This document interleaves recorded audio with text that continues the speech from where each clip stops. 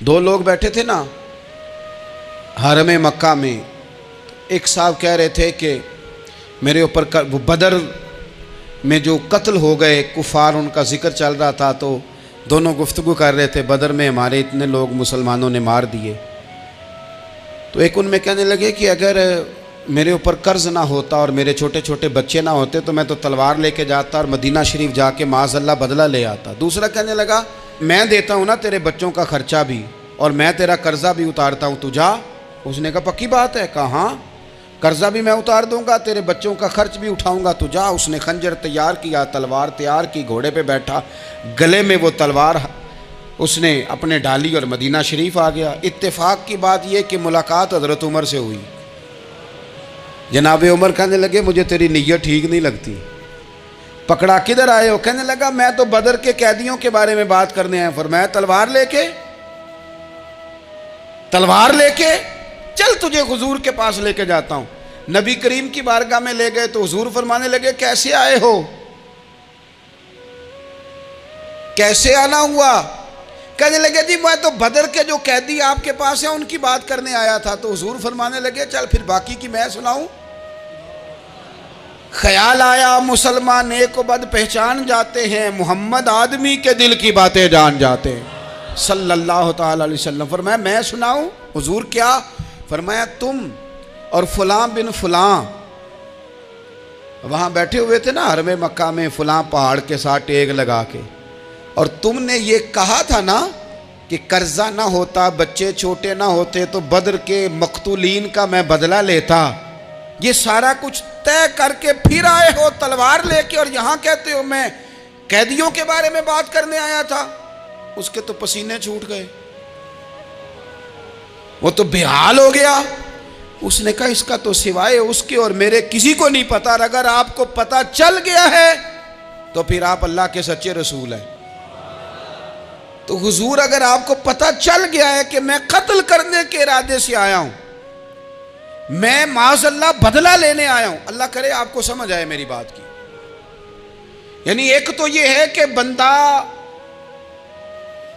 وہ پکڑا گیا ہے، اور ایک یہ کہ کسی کو پتا چل گیا ہے کہ یہ اس کام آیا ہے. پھر لوگ جب معافی دیتے ہیں تو بڑی کہانیاں سنا کے دیتے ہیں، ایسے نہیں دیتے. حضور اب آپ کو پتا چل گیا ہے تو کیا کریں گے؟ تو حضور فرمانے لگے تو بتانا تیرے ساتھ کیا کریں. اس نے کہا کہ میں نے سنا ہے آپ معاف بڑا کر دیتے ہیں. یعنی یہ گھر سے کو پیار کرنے نہیں آیا، پھولوں کا گلدستہ لے کے نہیں آیا، تلوار لے کے آیا، لیکن یہ میرے محبوب کا حوصلہ ہے. اور آیا بھی عین مسلمانوں کے بیچ ہے، جو چاہیں اس کے ساتھ کر سکتے ہیں. اس نے کہا معاف کر دیں، تو حضور نے فرمایا جا میں نے معاف کیا. حضور نے معاف کیا. وہ کہتا حضور معاف کر رہے تھے اور رب میرے دل میں ایمان کو تازگی عطا فرما رہا تھا. حضور نے معاف کیا اور میں نے کلمہ پڑھنا شروع کر دیا. ہم معافی نہیں دیتے، کبھی کبھی صلح تو کر لیتے ہیں، صلح ہو جاتی ہے. پنچایت میں صلح ہو گئی، پھر لڑائی ہوئی، پھر بات شروع سے شروع ہو گئی، کیونکہ ہم نے معافی، پھر وہ بات شروع ہو گئی 1955 سے. تو وہ بھی آکھیا سی، تو اے بھی کیتا سی، وہ بننے والی گل یاد ہی، او بس کر یار، کچھ بھولیں بھی تو. بچے پتہ کیوں خوش رہتے ہیں؟ آپ کو پتہ ہے بچے کیوں خوش رہتے ہیں؟ بچوں کو بات بھول جاتی ہے.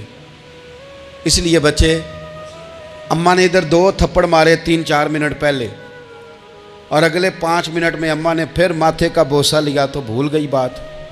اللہ کرے کوئی تھوڑے تھوڑے بچے بھی بن جائیں. یہ جو بہتے سیانے ہیں نا، ان کا بھی اللہ ہی حافظ ہے. عقل زیادہ آ گئی ہے نا.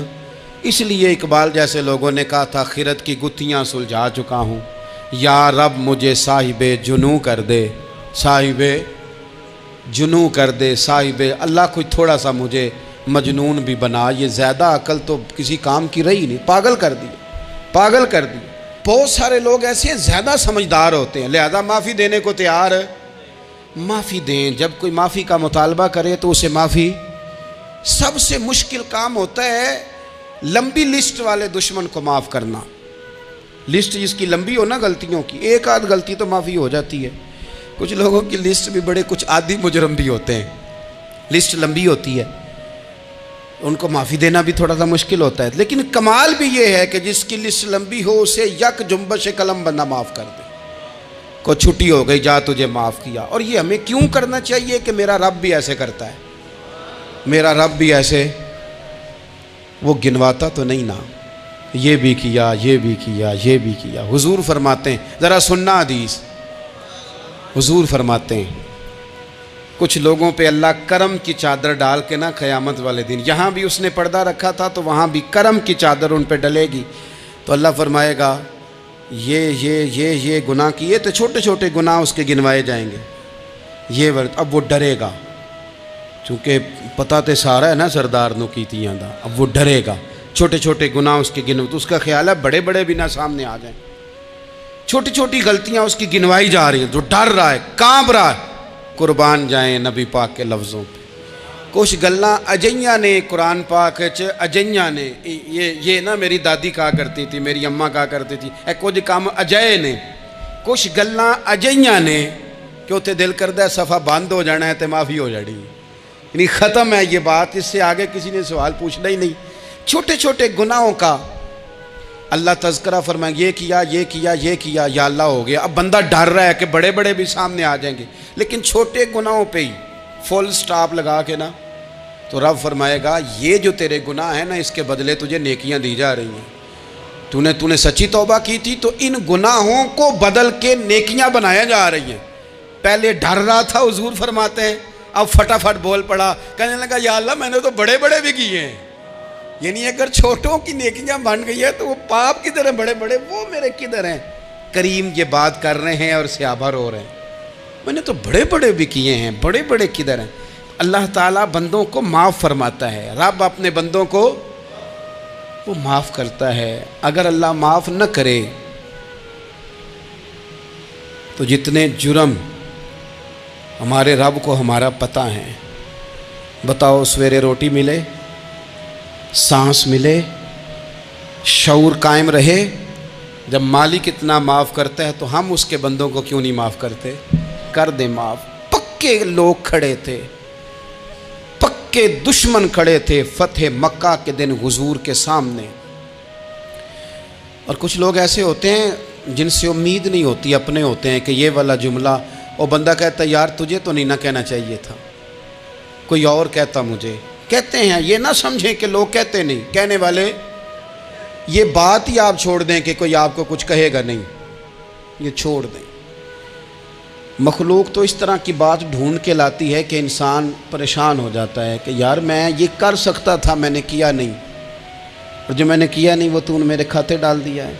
ایسے لوگ سامنے کھڑے ہو گئے فتح مکہ کے دن کہ جن کے چہروں سے ان کی زیادتیاں عیاں ہو رہی تھیں، ان کے ظلم چھلک رہے تھے چہروں سے، حضور کے سامنے کھڑے ہیں، کانٹے بچھانے والے بھی، روڑے مارنے والے بھی، گلے میں رسیاں ڈال، سارے کھڑے ہیں۔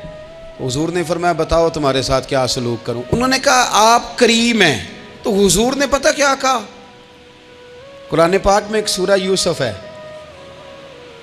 کچھ لوگوں کو لفظ قصہ بھی بڑا برا لگتا ہے، تو اللہ فرماتے ہیں نحن نقص علیک احسن القصص، محبوب ہم آپ کو ایک سونا قصہ سنانے لگے ہیں۔ اس کو اللہ نے قصہ کہا، سونا قصہ، سورہ یوسف کو۔ تو سورہ یوسف کیا ہے بھلا؟ ذرا انداز دیکھیے سورہ یوسف کا۔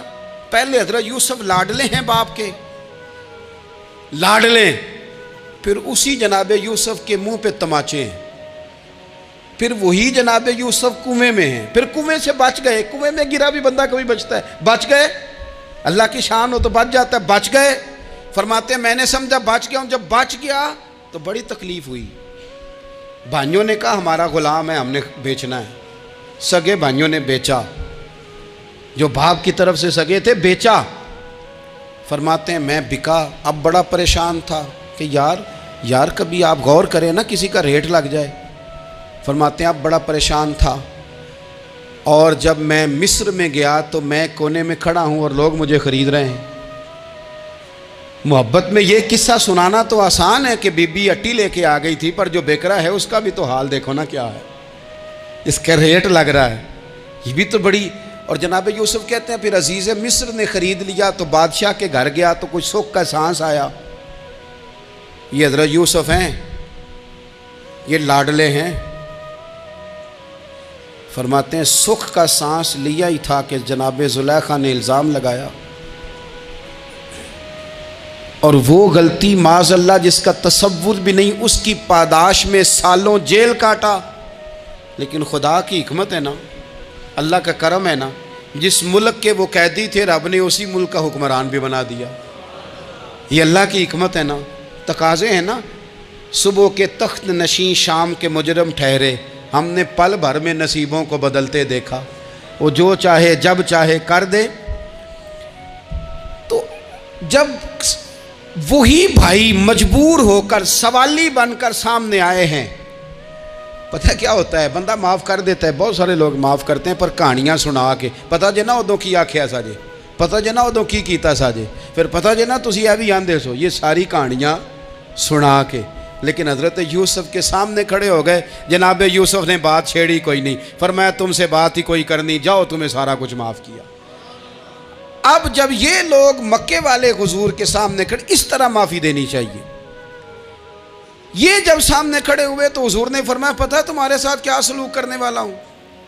کہا حضور نہیں، فرمایا وہی جو جناب یوسف نے بھائیوں کے ساتھ کیا تھا۔ پچھلا صفحہ پلٹنا ہی کوئی نہیں، جاؤ تمہیں معاف کیا، جاؤ تمہیں معاف کیا، جاؤ تمہیں معاف کیا۔ اور صرف معاف نہیں کیا، ساتھ عزت بھی دی۔ سب سے زیادہ مقابلے تو حضرت ابو سفیان نے کیے تھے نا، آخر تک وہ آئے تھے، آج وہ کلمہ پڑھ رہے ہیں، سردار ہیں، کلمہ پڑھ رہے ہیں، تو نبی پاک نے صرف معافی نہیں دی، عزت بھی دی۔ فرمایا جناب ابو سفیان چونکہ اب مسلمان ہو گئے ہیں، میں سب کو معاف کرتا ہوں، جو اپنا اندر سے دروازہ بند کر لے اسے بھی معاف کرتا ہوں، اور جو ابو سفیان کی حویلی میں آ جائے اسے بھی معاف کر دوں گا۔ تو ابو سفیان وہ کہتے ہیں میں حیران ہی ہو گیا کہ اتنی بڑی بات، معافی بھی دی اور ساتھ عزت بھی دی۔ تو آج جو سبق آپ کی خدمت میں نے عرض کیا ہے، اس کو آپ امید ہے یاد رکھیں گے۔ ایک تو یہ کہ معافی مانگ لیں، اگر کسی جگہ ہمارا معافی مانگنا اگر ہم سمجھتے ہیں، ہمارا دل ضمیر گواہی دیتا ہے کہ مجھے معافی مانگنی چاہیے تو معافی مانگیں۔ اور دوسرا پھر معافی دیں بھی، اور معافی دیں، سیاسی صلح نہ کریں، معافی دیں تو پھر واقعی دیں، دل سے دیں۔ اور آخری بات یہ کہ جس طرح ہم نے لوگوں سے معافی لینی ہے اور معافی دینی ہے، اسی طرح جہاں ہم سے شرعی قباحتیں ہوئی ہیں، اخلاقی کمزوریاں ہوئی ہیں، ایک بات تو اچھی طرح سمجھ لیں کہ نفل پڑھنے سے حقوق العباد نہیں معاف ہوتے، وہ بندے سے معافی مانگنے سے ہی ہوتے۔ ساری رات کو بندہ تسبیح پڑھے اور کہے کہ میں نے اماں کی نافرمانی کیا تو معافی ہو جائے گی، نہیں، وہ اماں ہی معاف کرے گی تو معافی ہوگی، وہ ابا ہی معاف کرے گا تو پھر ہی معافی ہوگی۔